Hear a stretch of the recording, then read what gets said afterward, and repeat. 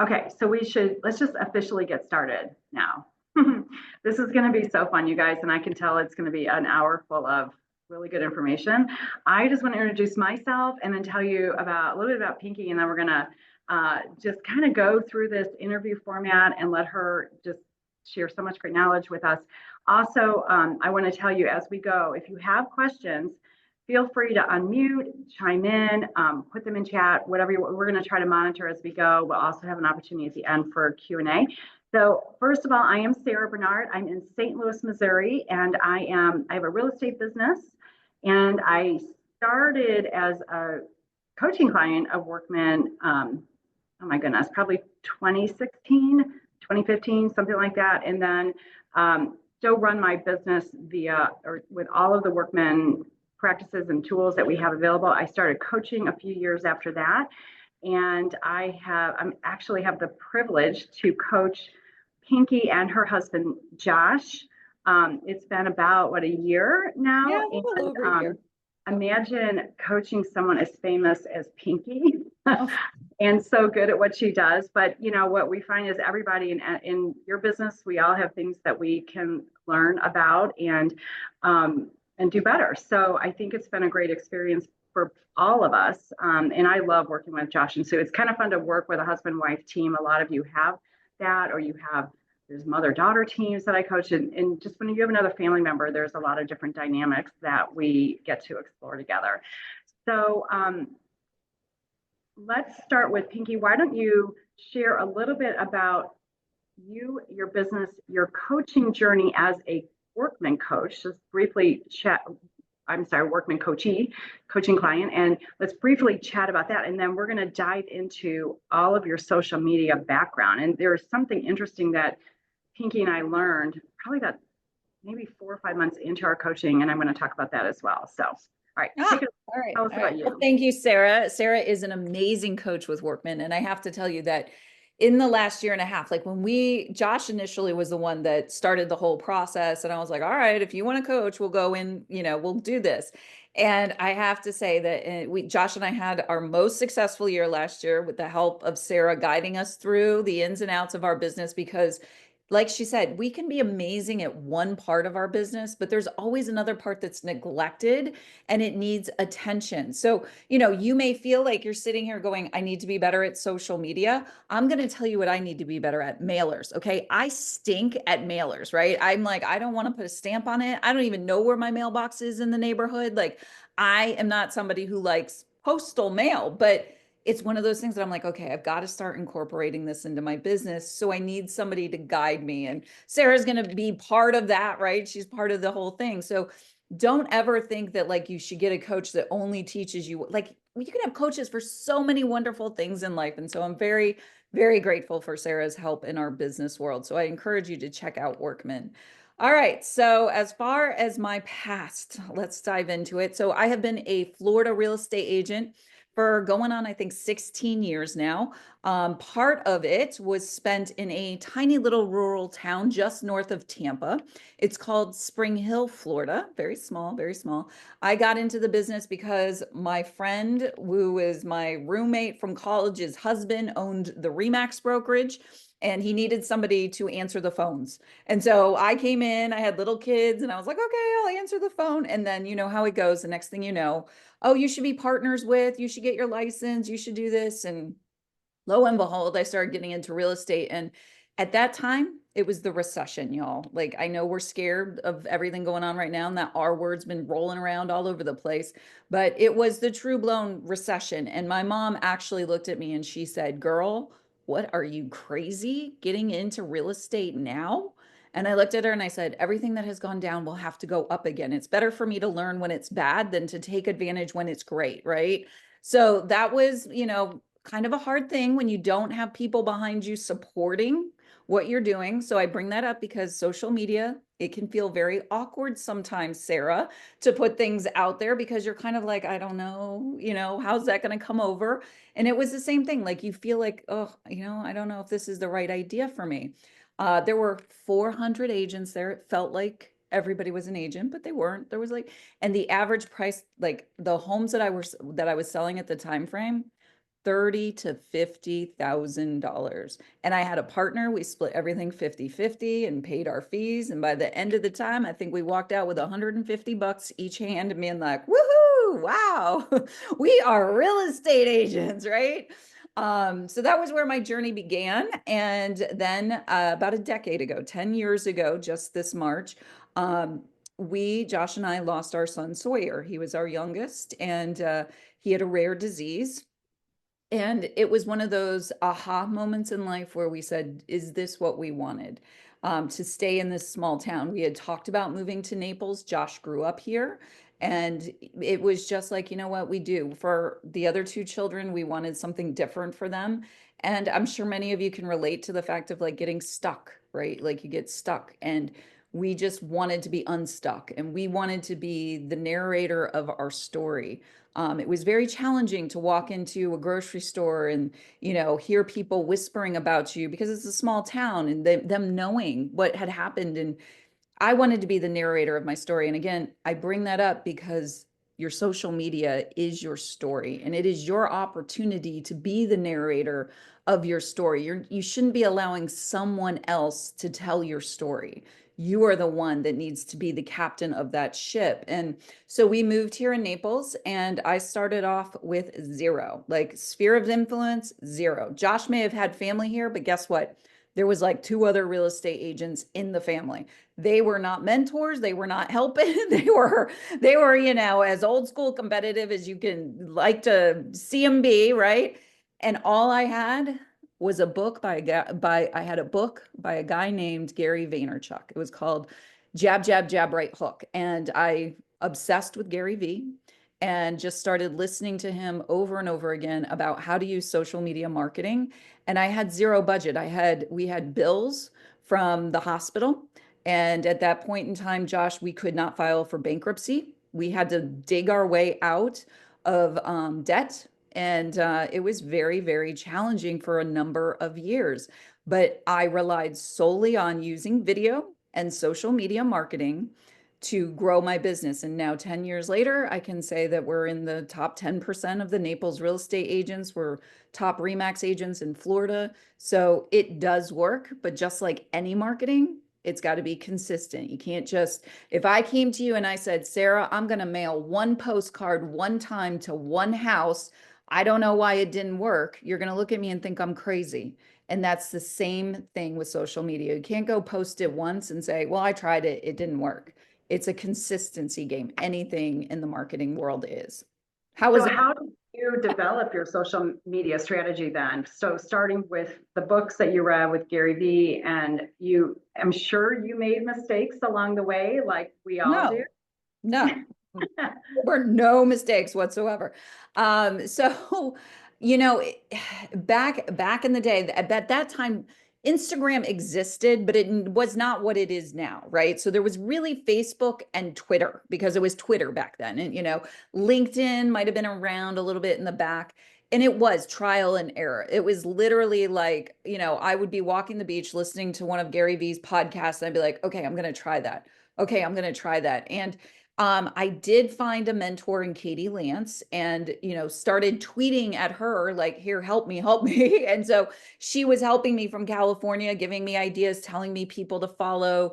And it really is. Sometimes it's just trial and error. And I will say this, I had the ability to have what I like to call grief goggles. I had the grief goggles on and I was not distracted by what is everybody else doing. I literally was in survival mode to make it through the day. And when you have that mindset of I just got to make it through this day, nobody else is paying my bills, it's just me, you literally don't care if somebody doesn't like your post. If somebody's not like, it doesn't matter. And I knew what social media was going to be before anybody else, especially in Naples, where when I first went to my first office here, I remember I met an agent who was younger than me at the time, and she said, oh, no one here cares about Facebook. And I was like, oh, well, things are about to change. And it sure did. It sure did. So it is trial and error. So has your social media strategy changed then over these 10 years or so. Oh, for sure. And I was doing social media when I was in Spring Hill. I was doing it when I was in the other, it would just started coming about. So, I mean, I literally, my first videos that I did when I was in Spring Hill on $40,000 crap shacks. Okay. I'm not kidding. These were short sales that were long sales, right? I did it all. And back then I literally, um, I was using YouTube before, like, it was, YouTube used to be a dating site. It had just changed over. And so when I went to take the YouTube link of my video that I had to figure out how to edit because there were no tutorials, and put it up on Facebook, there was no pretty preview like you get with the link now. It was just an ugly link sitting on Facebook. So yes, strategy definitely has evolved, and you have to evolve, right? Like what always worked isn't always going to continue to work, and we have to be adaptable to those things. I like to say that if you don't evolve, you're going to dissolve. So you really got to take that into consideration, especially now as we are in major changing times. So you personally, how do you balance doing social media for your personal brand versus your listings? I know a lot of people here probably have seen your posts promoting your branding, and so are you doing listing social media posts as well? Yeah, I mean, well, if you're a Toodlee, which is somebody that I coach, my biggest saying is just listed, just sold, just sucks. So if you are just posting those types of everyday graphics that everybody sees that become like just passing it over, you're not really doing social media. You're doing proof of business. You're not doing proof of life, right? So I understand that there is a function for that type of content, but if that's your only content, then you need to start thinking about changing it up and bringing in different ways to showcase a property. I have done everything from Facebook Lives at a house, for an open house. I've done during the pandemic. Josh and I used to drive around neighborhoods and just talk about the neighborhoods with the top down in the convertible, doing a Facebook Live, right? Because we couldn't show properties, we were in lockdown, so all we would do is just drive around the neighborhood and talk about it. So I've done so many different things, and I think that that's too. It's like you get stuck on the graphic, like, oh, I don't know Canva. And that becomes your excuse, right? Like, I'm just going to use this graphic that somebody created and it's fine for now. Well, if you're not getting business from it, it's not really fine. You're just filling the hole, right? So it is definitely something that you've got to be more strategic with it, because you have to think you're on social media. More than likely, your spouse is on social media. Your kids, they're probably there too in some way, shape, or form. I would wager mom and dad, if they're still with us, they're probably on there, or grandma and grandpa, are they on there? And grandma's like, I don't know what you're doing. I can't figure out this Facebook thing, right? And then you've got to think, is a dog or a cat in your family on there? Because everybody's got dog accounts, cat accounts. Some people have 3 accounts. That is a lot of noise that you have to cut through. And if you think a graphic is going to cut it, it's not. So you've got to be more strategic with your social media. It is a marketing platform for you. So, okay, so the just posted, just sold, just sucks. Big mistake. And obviously not posting enough. So how, if someone's just starting out, and I would say probably the majority of people on this webinar are still trying to figure out, how do we even begin a social media strategy that works, right? So where would you recommend someone begin? And we're going to talk about your upcoming workshops in just a moment. So we're going to go there. But if you're just like, what are the first 3 or 4 steps that someone should take? Getting to know who you are. And I say this with love because we put on a show, right? Social media is such a show. But you need to know, like, especially, I'm going to say this in a way that I coach a lot of people that are, a lot of women, especially over 40, right? And they are experienced. They know their game, they know their real estate. But they get intimidated by social media because maybe they don't look like they did when they were 22 or 25, and they see all these young ones on there putting out their show over there. And it can be very intimidating, right? So Identifying your expertise and leaning into that is how you separate yourself from what I call the noise distraction, the visual distractions, right? Like if I show up and I have something important to say, I don't care if I have makeup on or not. You'll see me do lives many times on Instagram and I'm out because I'm walking and I'm like, you know what? I got this in my head. I'm going to talk now. And I get into it and I'm leaning into who I am. Right. And maybe that's because I'm perimenopausal or whatever. I'm just leaning into who I am. And I'm saying, no, no more am I going to be intimidated because maybe I don't look as svelte as I did when I was 25. I know that I have an expertise. My expertise is in marketing. So I'm going to show up and I'm going to talk about, my marketing. I'm going to talk about how I'm different than other real estate agents. So what is it that makes you great when you go and you sit down at that listing appointment and they're interviewing other agents? How do you separate yourself from the pack? That could very easily be your brand, right? It's not like, oh, I'm a real estate agent and I just got into this because I love people and I love houses. No, that's not your brand. That's every agent out there. But let's say you are an amazing stager, like that is your forte. Lean into that piece. Or it could be something as simple as I like to pick on my one friend. She loves potato chips. She is a potato chip connoisseur. Her whole brand could be just taking potato chips with her everywhere she goes. And then her listings, she puts pictures up on Facebook and says, can you find the Lay's bag, right? She could have an entire brand based around just something that she loves, which is potato chips, which I guarantee anybody on this call, there's going to be people that raise their hand and go, I love potato chips too. So can we be friends? And that's how it works, is leaning into that expertise and saying, I'm not worried. Like if you don't like potato chips and you don't want to hire me because I'm an agent who eats potato chips, that's on you because I know my stuff and I know my potato chips too. So a really good example of this is Josh, Pinky's husband, who is an expert. He loves to play golf. It's one of his pillars, and he knows golf courses in Naples like nobody else. And so we've been talking to him about doing videos of talking about these different golf course communities because he is so knowledgeable. He's still a little uncomfortable sometimes. And can you imagine living in a house with Pinky and she does everything so great on social media, and then you're her spouse and you have to try to live up to that. That's tough, but we're working through that. Yeah, Mr. Benson is actually on his way to the Masters right now. So Right. And he should be posting about that, right? he did already. Somebody messaged me and I'm like, he posted what?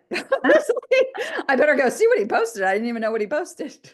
Yeah, that's great. I want to just jump in and do a little quick PSA for Pinky's coaching, because we're going to circle back to this at the end, but just in case you can't stay to the end, Pinky so this is one of the great things when we were coaching a few months into our relationship.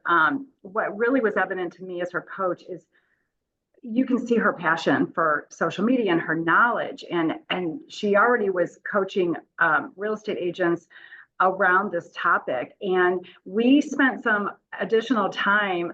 I think it was last summer. I feel like it was summertime, and we were really diving into developing her business, even taking it to the next level. So it was really fun for me to be able to have that journey with Pinky that she was already on, but just how do we really build an even bigger business around her coaching. So with that quick background, and she's been doing it for years, but you've got an upcoming coach. So she is a coach for real estate agents on social media. So I want to give you an opportunity just to promote your upcoming classes. Okay. So I do a 6-week live training. So the next session, and I don't open these sessions up very many times a year because I only take a limited group of people and I am watching your stuff on Instagram. So if you're posting a carousel post, a reel, a story, I am watching and it is me engaging. It's not an assistant, it's nobody else. I'm coming to you and I'm giving you feedback on how to make it better. And so basically we do 6 weeks together. Every week it's like 90 minutes to 120 minutes, depending on how big the room is. And my old tutorlees, the ones that have gone through my coaching, they're always welcome back, just like you will be in any live session. So you can always come back and take it again. Yes, there are replays. I have an entire library that you can go into and watch your replays in the middle of the night if you want to. And then we have our private Facebook group where I'm giving you content ideas, right down to I give you the Google Doc with the Chat GPT and I tell you, here's how to make it in your town. Like this is how you make it for you. So it's one of my passions. I love it. But the 6 weeks, we open it up to a limited amount. It's going to start May 13th, and I believe it goes to like June 17th. It's 6 weeks every week. And it doesn't end there because then every month, and that's what tomorrow is, every month I do a closed class that is just for my tutorlees. But I opened it up tomorrow to let you all, if you want to come, you can come join us for the class tomorrow. It's at 11 a.m. Eastern. And this month's topic is creating carousel posts with Canva and Chat GPT. So I'm going to walk you through how I take, like, let's say a news article on housing, and I use it to create content that is engaging for my social media. So if you want to join that free class tomorrow, you can hit the link and get in there. I would suggest getting there early because I know it's filling up pretty quickly because like I said, these are closed classes every month for just my tutorlees. Okay, so the one tomorrow, you will close the room at a certain point. Well, it closes at 100. Yep. Mhm.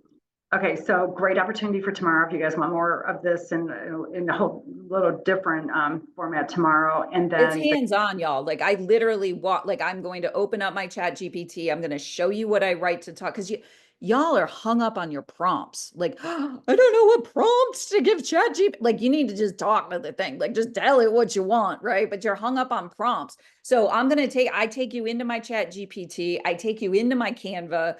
I am going to show you how I create the graphics, and I do it not where I'm wasting hours of time, because guess what? I sell houses just like you. And right now I'm negotiating the back end of some inspection deals that have gone sideways. So I don't have time to be playing around with Canva for hours. Okay. So I'm just like you.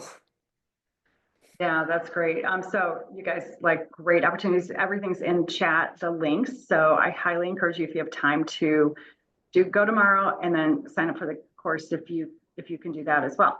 Okay. So talk about the different platforms. So we briefly chatted about a couple minutes ago. I have some coaching clients through Workman who are like, they get so much business from YouTube. I mean, they do a little bit of Facebook and Instagram, but they do these videos on YouTube. They're really known as the experts in their area from their YouTube videos. So that's what works for them. But there's so many different platforms, and then there's TikTok, everything. So what do you feel is best for our industry? I don't know that there is a best for the industry. I think there is a best for the individual and where their audience is. Okay. So, Facebook and Instagram may have the same daddy, which is Zuckerberg. And that may be like why you think like, oh, I post on Instagram, but I don't get anywhere. I get nothing from it. That's because Instagram may be owned and may have the same daddy, but the content that you're putting on Facebook is not resonating on Instagram. Okay. You have to post differently for a different audience. What I like about Instagram is the searchability factors. People are using it just like they do Google to go and search Naples, Florida real estate. So I want my content to be showing up, and you need to have a strategy around that. One of the biggest things, and this is your takeaway for y'all as you go to post wherever you are on social media today, did you put your town somewhere in the content that you posted about? Because so many people make an assumption that, oh, there's Glee. Glee's in Orange Beach. That's where Glee is. Like, no, I know where Glee is, but the rest of the world doesn't know where Glee is.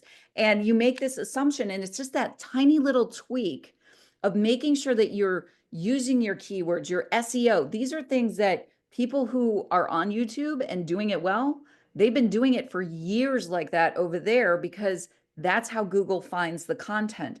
It is the same thing on these other platforms. You have got to be strategic with the words that you use, the visuals that you're using. All of that matters, and you've got to put some time into it. So do I think that there is one that someone is better at? Like, I used to love Facebook Live. That was my dog diggity of Friday afternoon, 1 p.m. I did a show, loved it, loved it. But, you know, as time went on, the lives started to fade away. People were like a little more weirded out by it. Like, oh, they can see me. They know I'm watching. And, you know, and so the lives, and then people were overusing them during the pandemic. And so I think that kind of went away, and we got Zoom calls, and that changed it a little bit. So you have to say, okay, well, what else is there? I learned Snapchat, and I was one of the top real estate agents to follow on Snapchat. Well, nobody ever talks about Snapchat anymore. Like, it's gone with the wind for the most part. But I'm sure there's real estate agents over there that are still killing it on Snapchat, because that's where their audience is, you know, and that's what you have to know. Like, is Facebook your only place for your audience? A mistake that I see agents do, and I did it for years, is, okay, we're friends on Facebook, so then I'm going to go follow you on Instagram. Why? Why are you following? Like, if they're already engaging with you on Facebook, why are you following grandpa back on Instagram? Like, if grandpa wants to follow you, that's fine, but you're not making content for grandpa. Like, you're making content to attract somebody new. And that's what Instagram gives you the ability to do. When you post on Facebook, who's it going to? Your friends, your family, and if you have any followers who follow you. Whereas on Instagram, you have the opportunity for that post, reel, whatever carousel post, to go further than your audience, the audience that's following you.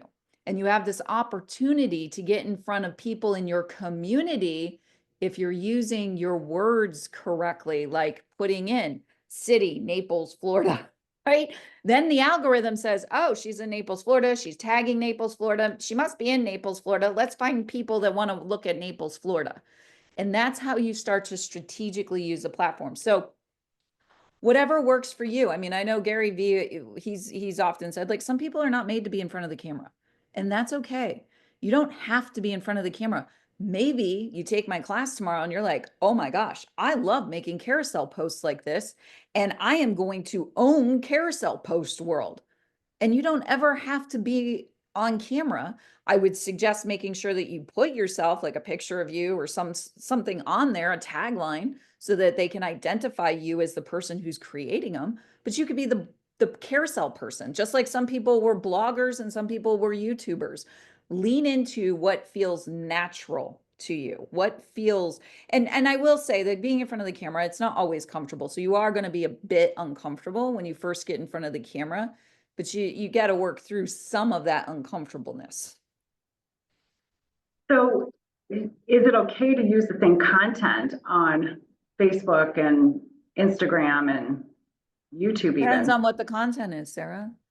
You know, I mean, if you're posting your meatloaf on Facebook, you know, like, oh, here's my amazing grandpa's meatloaf. I don't know why I'm hung up on grandpa today, but grandpa's meatloaf is, you know, looking good. I would say that's not going to do well on Instagram as a post. Maybe in your stories as behind the scenes getting to know Pinky. Oh, Pinky likes meatloaf, which I don't. So don't send me meatloaf. But, you know, if it's behind the scenes, then that makes more sense to be in a story, but not to be on your grid of Instagram, where you've said in your bio that you are the stager of Naples, and every staging has possibility. Like, if that's what you're telling people in your bio that you're going to talk about on Instagram, and it's all about staging homes, like giving them instructions on how to stage their bathroom, their kitchen, their living room, if that, and then all of a sudden you just show up with a meatloaf, they're going to be like, what, why is she talking about meatloaf? So no, it's not. You have to change it up.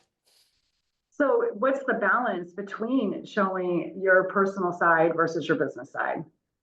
It is a fine line. And, you know, a lot of people like to describe me as authentic. And I like that. I appreciate that I come off authentic.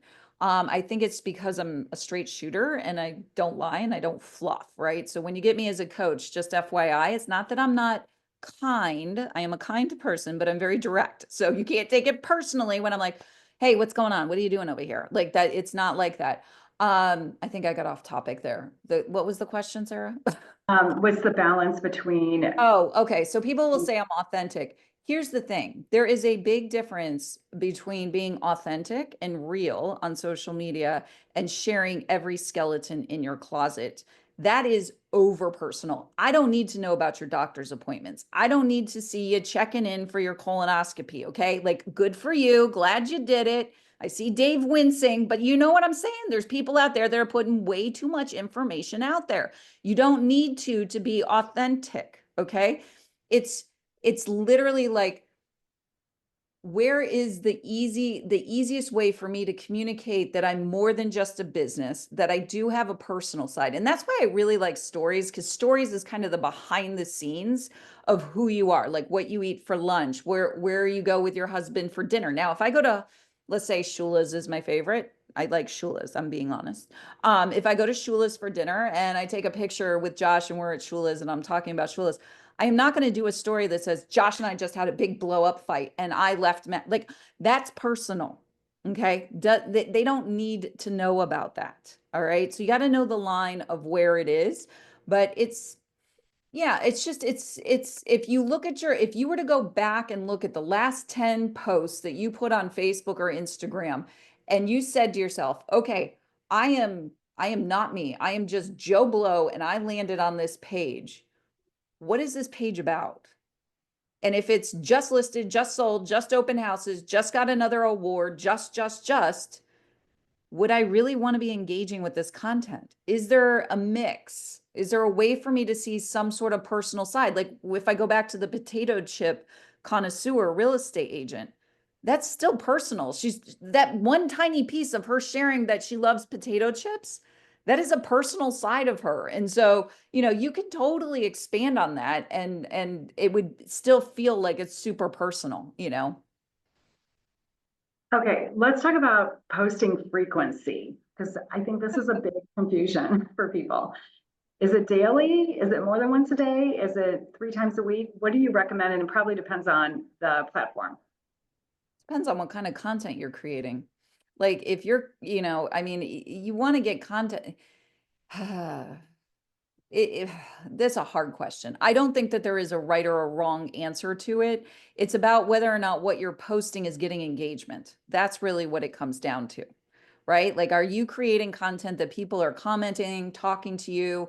You're out at the grocery store and they're like, oh my gosh, I see your stuff everywhere. Like, that's what one of my Tootlies in Huntsville, Karen, she's like, oh my gosh, I went to this thing and this guy came up to me. He's like, oh my gosh, are you Karen? I've been seeing your videos all over the place. That's saying you're posting enough, that they're starting to see you, that they recognize you. You don't know them and you're like, whoa, this is kind of weird. Like that, that's when you know that it's starting to reach, right? But if you're not feeling that way, if you're not seeing engagement, if you're not seeing likes, if people aren't reaching out to you in the direct messages, like I had a friend from college yesterday message me and he's like, you put 200 on your post. He's like, did you mean 2,000 square feet? And I'm like, oh, haven't had enough coffee yet. I'm like, at least I'm not AI.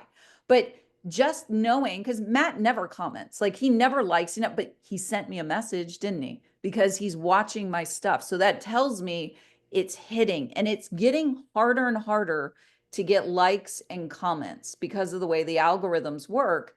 We as humans are starting to adapt to those algorithms, and we're going, well, if I hit like on this, is it going to show me more of Sarah's stuff? And do I really want to see Sarah all the time? So we hesitate to hit the like button. But the irony is the algorithm knows when you stop to look. So even if you don't like or comment, the algorithm knows that you stop. So it's like when guys are like, oh, I don't know why I have all these really attractive women in my feed. I'm like, right, you don't know. Okay, like you slowed the scroll to take a look, so that's why they keep giving it to you. So when we're posting, there's a lot of focus always on putting engaging comment or content that's going to get comments back, right? Asking questions, getting people to answer. Is that really important then, based on what you're saying? It is like, I will tell you, yesterday on my Instagram, so this was a real life moment. Josh and I have a new listing. He's putting it into the MLS, and Josh is certified in diversity. So he's like, I can't say Jack and Jill bathroom anymore. What can we say? Right. So I said, you know what? This is a great teachable moment. Chat GPT, chat, give me some suggestions outside of Jack and Jill. Right. And it gave me a whole bunch. I then took that and turned it into a carousel post. All right. Y'all, who would have thought Jack and Jill bathroom would have lit the internet on fire?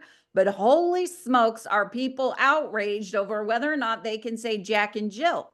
I mean, it's crazy, but I got to tell you something. On the side note, I asked my 22-year-old, do you know what a Jack and Jill bathroom is? She's like, no, I have no idea. So we be hanging on to words that they don't even use anymore. Okay. Like literally, like, why are you fighting for Jack and Jill? 16 years in this business. I'm like, I never paid attention to this word. So sometimes, and it was a bit uncomfortable, cringy there when I was like seeing all these comments come in from people being like, who says we can't say Jack and Jill, you know? And I'm like, it's a diversity thing. Like you can look it up, you can, I don't see it on Google. And I was like, oh my gosh, it's not on Google. Well, it depends on your MLS, your board, your certifications, like, but it was sometimes, but educating your audience about what a Jack and Jill bathroom is, educating them why you can't say it anymore. Because, well, maybe you can't do Jack and Jill. There are other words you can't use anymore. Like walkability is a big word. So it's those types of things that are, how can I educate my audience, right? How can I show up and use a real life example of getting engagement, but they can make you feel like, oh my gosh, like, but the comments just lit on fire yesterday. So, So what did he say instead of Jack and Jill? I have to know. oh, what did we come up with? What is it? Guest ensuite bathroom or connecting bathroom between guest suites, something like that. I mean, it was a little wordier, but I mean, I don't even have Jack and Jill as an option in the MLS. So I don't know what, like, but you couldn't put it in the description, the public description. It wasn't there. So, Right. So let's talk about lead generation from social media. And I know for you personally, a lot of your audience is other realtors around the country and bringing referrals to Naples because many of us have people going to Florida for second homes. And so that's part of your strategy, I believe, in lead generation is bringing in referrals. How effective and what's a good way to track lead generation via social media marketing? well, I think tracking is like anything we do in real estate, right? Like if you're not keeping, a spreadsheet, a Google Doc of every closing you're having and where it's coming from, and asking your clients, like, how did you hear about me? Where did you hear about me? And I even do that with the referring agent. So if a referring agent says to me, oh, I saw you at a conference, then I make a note to, okay, they saw me at a conference. Oh, they saw me in a Facebook group. Like I try to understand where they're watching. Like I had one this morning. She's like, I love all your social media posts. So she's on my social media somewhere. I'm not quite sure, but I might dive in and say, which platform are you watching me the most on? So you do want to kind of always track where your business is coming from.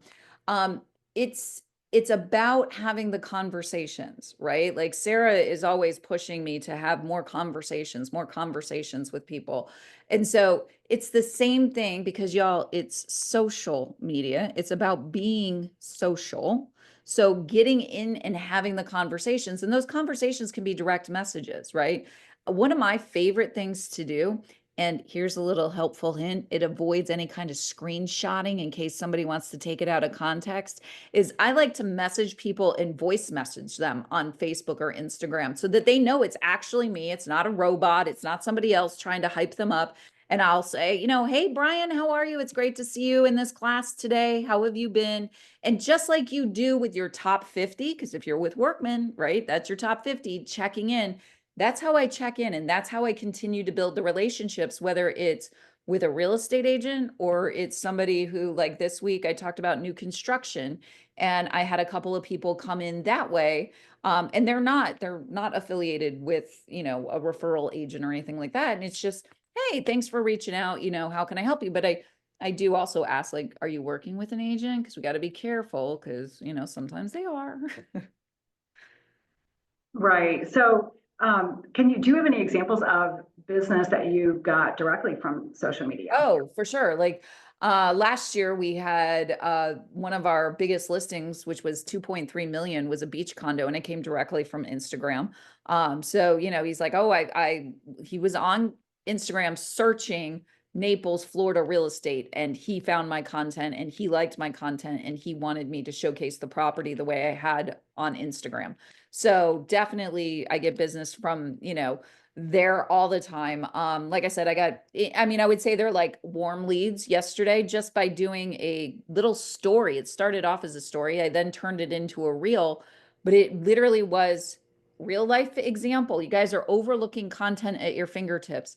I got it, it was like a Monday morning email from my builder, who is working on finishing off his community. And we all get these with a list of inventory that they got. Well, they had slashed prices because I got to plug this. Y'all know Florida is on sale. We got 20% of the inventory. Bring the buyers, people. We need buyers. Okay. So I'm looking at this going, okay, how does this work into my, Florida is on sale? They had a brand new build, 4-bedroom, was 600, now down to 458. I did a quick story, took a picture of the house or whatever, put it up behind me in a green screen, and now I got leads coming in that are like, hey, where is that property? Because I don't say where it is, I'm going to get you into the conversation. What's your email? Let me send it to you. And then I'm going to add you to my database that way. Yeah, so collecting email addresses, Yeah. absolutely. Yeah. Mhm.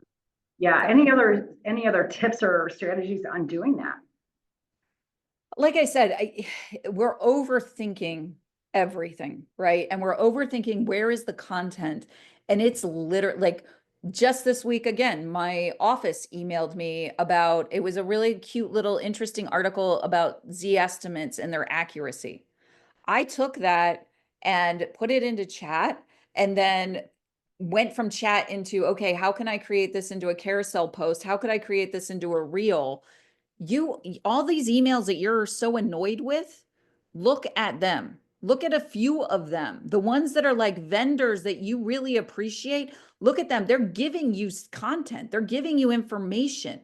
Um, One of my little secret hacks that I'll share with you that, my Tootlies know about this is Google Alerts. All right. If you set up a Google alert for, let's say, Florida real estate, and you get that alert every day, it's going to give you the news articles of everything around Florida real estate.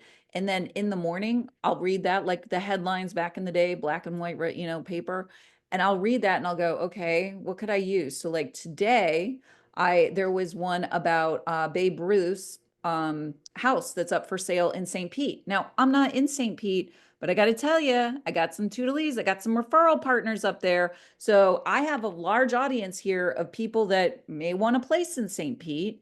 And I took the story about Babe Ruth, one of his houses is up for sale, 1.6 million. Do you know somebody? And I just made it into stories. I think you're overthinking. There's content everywhere in everything we do. So it sounds like posting at least once a day is what you do, and having building time into your schedule every single day to do some social media posting. Am I hearing this Yeah. correctly? Yeah, I would say definitely. You do I have think to it's time so block a little natural bit. to do, and everyone else needs to make it into their routine if it's not already. So just building that time. I mean, I know for me personally, one of the first things I do every day is I check the MLS for everything that's hit the market since yesterday, and it'd be easy just to build in, like you're saying, a headline search for or Google alert, Well, notification for. even if you're checking the MLS, like what was one property that just you were like, wow, that's an amazing deal, or that like how could you turn that into a piece of content, whether it's an email to your database or it's a post strategically placed on your social media. Mhm. Yeah, I love this. I want to make sure that everyone knows this is an open forum. If you guys have specific questions for Pinky, unmute, chime in, raise your hand, send a chat. This is a great opportunity to have the world's expert right here. The world. I am the OG of video. That's what it is. Like back in the day, OG social media video. It's been a long time. Sarah Michelle, got a I'm question. just I'm just gonna comment. I love all of this. So you're speaking my language is stuff I tell agents all the time. And I think we should also talk about the non-sexy things that happen to us. Like you remember a couple years ago, the lady who fell during a showing and she Yeah. got on Facebook and did a video about that. That went viral and I was crying laughing so hard because if you do this long enough, I have fallen in a showing before and it's Right. horribly embarrassing and it was really painful. So those are fun things that we can talk about. We don't, I think we always want to make this overcomplicated and make ourselves look really smart and official and the experts. And sometimes it's just about, like you said, Pinky, having fun. It's social media. So don't be afraid to post the embarrassing stuff that happens too. Yes, Sarah, I think humanizing is what it is, right? Like, I think there is a lot of intimidation around the fact that people have videographers and they have these perfect reels that are made and they look so amazing. Now, are there ways to, like, and this is what I coach, is like, I'm going to teach you how to edit videos to make them look snappier, to make them look a little bit better, but you don't need to have a videographer, and that idea of perfection and the perfect commercial. Like, when was the last time you were just like blown away by a commercial on a car? They all sound the same. Do you not think the real estate agents who are standing there, whereas one who trips and falls showing a house, you're like, oh, that's me. I did that. Like, it's a relatable moment. So hopefully she sold the house though. That's what's really important, right? It's not about going viral. Miss Lorraine, you have your Hello. hand raised. Thank you so much, Sarah. Sarah, hello everyone. This is Ray Mulligan from Remax in Dublin, Ireland. And I'm in Oh, Remax. So, woo, Peggy, I saw you in Remax, the convention, the 50th anniversary. You nice. were, yeah, and I was very, very impressed that you're wonderful, MGM Grand. But Peggy, this is the problem I have. I'm in Remax for 23 years and the longest one in Ireland. I'm Circle of, or whatever, Lifetime Achievement Circle Legends, whatever. So I've done over 2,000 sales because I've sold a lot of property. But what's happened to me is, first of all, I have a girl who's doing it. I'm paying her €1,230, which is equivalent to dollars now, a month. And I just get so overwhelmed. I don't know what to post. Um, I find then I'm posting, I'm shouting at people. I'm not talking to them. That's being honest, Pinky. And I find, oh my God, there's just so much messages that can come in. And I'm trying to I'm running two offices. I'm flying between both offices. I'm a really, really productive agent. Just trying to find to do everything, Pinky. I really find it very, very difficult. And another thing, and all these ladies on this call understand this, the cruelty. Like there is some, I don't know about America, like Irish people are really nice people, majority, but you always get some nutbags. But there's people going, oh, don't use her. We used her. She was useless. And they're not even on my CRM. I've never had nothing to do with these people. But and then people say, "Oh, your chin's too big, your hair's dyed," and you're kind of going, "I'm just trying to make a living here, but my child in university." How do you cope with that? Because you would have got that crap, I'd say as well. Like what you do there, because it is hard. Like I'm a tough nut. I have a big heart. I'm very kind. I'm very strong, but I kind of go, oh my God. So I did this post on this house I sold in Dublin. We put it up at 600,000 and I got 180,000 over the asking price. And I said, look, if anybody's out there looking for these type of results, this is what you're going to get when you come with somebody like me with our marketing or expertise, blah, blah, blah. And then people were going, oh, you're such a robber. You're lying about offers and don't you feel bad for the buyer now? They're going to be crippled with huge mortgage payments. I'm going, oh my God, I just can't win. So you've gone through all this, you're a lioness, you've gone through the fire. How do you cope with this? Because all you ladies on this call, and fair play to us all being here, listen to the queen here of Instagram, Miss Pinky here, and thank you, Sarah, and regards to Vernie's fantastic. How do you cope with that? Because all you girls are going to get this as well if you haven't got it already. Okay, so number one thing that I teach my tutorials is you are always in charge of your social media. So if some jackleg comes onto your post and says something stupid, you have the power to delete it. These platforms now allow you to delete the comment. I instantly delete and I instantly block. I do not engage. I do not go back and forth with them. Now, if it's someone that I know, and I actually just had this happen, I will allow the comment to sit there so that other people can read it. And then I will strategically reply to the comment in what I like to call a Pulitzer winning, writing. Like I am going to write something that is, going to make them think again about posting on my stuff, right? Here's what we have to understand. And it's a hard thing to swallow, but people have always talked about us. Whether there is social media or not, people are talking about you behind your back. And a lot of these people are keyboard, or what do I call them? Cowboy keyboard, people. And they're not going to say it to your face. So if they're not going to say it to their face, like, I don't care what you have to say, right? But I think number one is blocking the jacklegs, deleting the comments. And I got to tell you this, on TikTok, they are particularly rude. So Wicked. Yeah, the yeah. wicked. So you have got to have thick skin if you're going to be posting on TikTok. They're going to say things. I had one a few years ago that they were like beating me up, saying that I had way too many wrinkles and I should get Botox. Now, did I go and get Botox because they said that?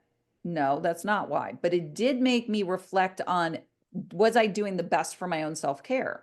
Right. So I did invest in getting an esthetician, and a couple of years down the road, I decided to get Botox. Guess what? I've done more videos on TikTok and they're like, oh, lady, where do you get your Botox? I now reply and say, thank you. Here's where you can go get better Botox too. Like, I just give it right back to them, right? Like, Right. Okay. if you're coming on my page and you're going to make a comment on my content, then you're going to deal with me. Like, that's just how it's going to be. And if that means I'm blocking you, I'm blocking you. But people are always going to say things about, oh, I don't like her hair. Okay. So what? You're And not, Piggy, do you know as well, right? So you put up a post and you're all on top of things, you respond to everybody, and then they respond back, and it's just, oh my God, it's just mental. Like, it's just, how do you do it all? Like, how do you you get know back what? I to think, everybody all the time? I don't know how you do it. You're amazing. And I oh, work this, I read really fast, I learn really fast. I'm a really fast person. Multitask, bam, bam, bam, bam. I don't hang around, right? I move really quickly. But I just don't know how you can keep on top of it all. Like, do you get loads of comments every day on your Instagram? yes and no. It just depends on what kind of content I'm putting out there. And, Okay. who am I responding to? Like, sometimes not every comment needs a comment back. Maybe it just needs a Okay. like. Not every, and it depends on your different levels. Like, there's a lot of agents who they put on the automatic reply on their Instagram. And I'm like, what are you, Taylor Swift? Like, are you getting that many comments that you can't comment back? Like, because there is a personal aspect to it. You do, like, if my friend from college who messaged me yesterday about 200 versus 2000 square feet, if it had been my assistant and said, okay, thanks, Matt, like, it wouldn't have been the same engagement, and I want Matt to know it's me. So you have to decide, like, where am I, where they think they're going to get me personally. Like, honestly, like, I don't post as much on TikTok. I go in waves over there. I never pay attention to the messages. I never pay attention to the comments. That is not the platform where you're going to get my attention. That's just a place that I put out there if I want to, like, so you kind of got to decide. Maybe it's not being everywhere for you, Lorraine. Like, maybe you need to, like, come back and say, I'm just going to scale on these two. And then just like what to post every day. Like, I'm going, what in the name of God I'm going to do? I get brain freeze. And there's, as you said, there's content all around you, but you can't see it sometimes. You're so busy working. I think that you're going to start seeing it now because you're going to be more aware. I mean, I know I will be just because of this, just listening to the different ways we get content. Lorraine, I would say write down, when you have a minute or wherever, write down your frequently asked questions. What do Okay. people frequently ask you about moving to Dublin? The top 5 things they ask you. And, Okay. for me, it's like, how far away is the beach? How much is a home on the beach? What are the association fees? Can my pet come? Where's downtown? Like, right? Like, and you answer those questions every single day, probably at nauseum. That's all Okay. content. That's a month worth of content. Friday, fun fact about Dublin, right? Like, And do you pre-plan all the stuff in Metricool then? Do you pre-plan all your stuff or you just post as you go? it's a little bit of both. It's a little, Yeah. like, this week I'm behind because Josh decided not to golf on Sunday. So he threw Okay. off my schedule for the rest of the week. So I was like with Alright. him on Sunday and I was like, I don't know what's happening here because Okay. that's the day I schedule. Okay. I hate to say this, you guys, but it is 1 o'clock here in Central in Missouri. I don't, whatever time it is, we're done with the hour. There's so much. And I think if you, tomorrow. So let's repost those links for tomorrow's session, which is free with Pinky, and then her coaching, which obviously would be invaluable. Which is under early bird right now. I don't think I mentioned that earlier. It's $203 off right now. So the early bird with my coaching, which starts in May for 6 weeks, but it's not just 6 weeks. It goes well beyond, like any of my tutorials are going to tell you, it's well beyond 6 weeks that you get me. It's part of a community we're building, just like the Workman community. This is a whole nother community. So yeah, that starts in May, but tomorrow I'm doing the carousel post for Instagram, where we're going to take an actual news article. We're going to go into chat. We're going to go into Canva. We're going to go back into chat. I'm going to take you through how my brain works and how I come up with the posts. And someone's asking, so tomorrow's workshop is free and Yep. that's limited to 100 people. And then there's do you want to provide the pricing right now for the coaching? Someone's asking about that. Oh, the coaching is $9.97 for the 6 weeks with the early bird. So if you sign up now, you'll get the early bird pricing. Okay. So now to be clear, tomorrow it caps at 100. So even if you grab a seat, you make sure that you log in early, because I can't be sitting there monitoring like, oh, please here, check Taylor. Like, you get in, you get your seat. That's it. Is it for an hour, Pinky? It it for an is, hour? it'll probably be over an hour with the questions. It's an Okay. hour in theory, but with questions, it always goes probably 90 minutes. The Okay. discount code with the link is, I believe it's already attached to that one, but if it's not, the discount code is early bird, all one word, early bird. Okay. Okay. Okay. Wow. I feel like we could go 2 more hours. I hate wrapping this up. But thank you so much, Pinky. Thank you, Taylor, who's managing everything in the back, technically speaking. And thank you guys, all of you, for Thank you being so here much for today. having me. I'm so Thank happy you, to sir. be here. Thank you, Pinky. You can Thank you. always send me a message with a question or whatever. Just let me know. I'm happy to answer them. He's easy to find. Pinky Knows Naples. Yeah, Pinky Knows Naples on Naples. Instagram. All Gotcha. right. All Guys, right. have a great rest of your day. Thank you all so much for joining. Bye, Thanks, guys. everybody. God bless. Bye-bye.